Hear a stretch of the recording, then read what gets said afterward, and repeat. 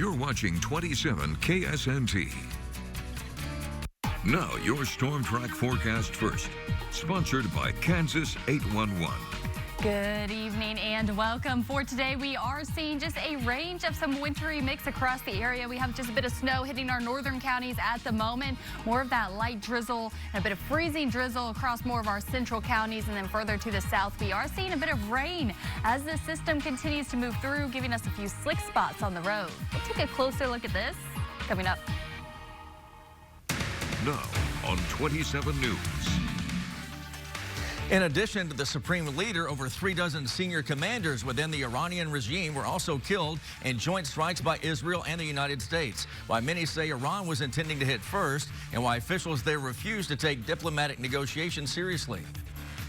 And demonstrators came to New York City this weekend to rally against those strikes against Iran, how those with Iranian ties see the conflict as necessary, and why they believe many protesters may have other motives. Plus, police search a Texas home connected to the deadly shooting at an Austin bar, who the gunman was, and why investigators believe international tensions may have played a role.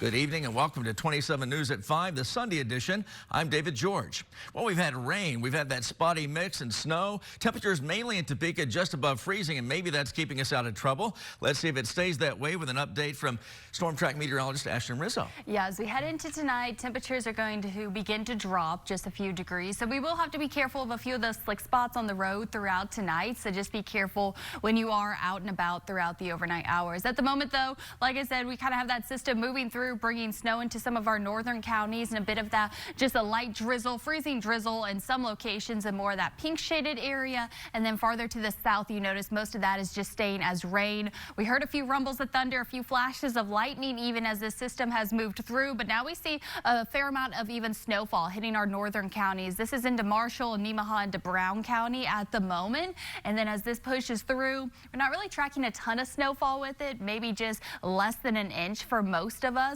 But then most of that does start to melt off as we head into tomorrow. Kind of gray and gloomy with our central Topeka camera at the moment. A temperature of 33, just 1 degree above freezing. So those elevated surfaces will be quite slick. So just be careful if you are heading out for tonight. And winds now from the northeast at about 13 miles per hour. When can we dry out and when can temperatures warm up? I'll show you that coming up.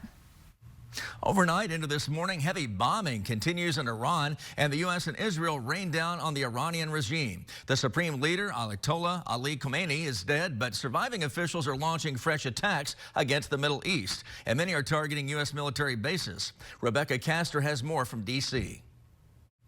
Now, they might be just 6 years old, but they're skating like pros, and some are dreaming of being in the NHL. Up next, why youth hockey's exploding across many regions of America. And later in sports, the K-State women's basketball team wrapped up the regular season at home. Plus, we recap the weekend in softball for a pair of MIAA teams. But more later on in sports. You're watching 27 News at 5 on KSNT with David George and Chief Meteorologist Matt Miller.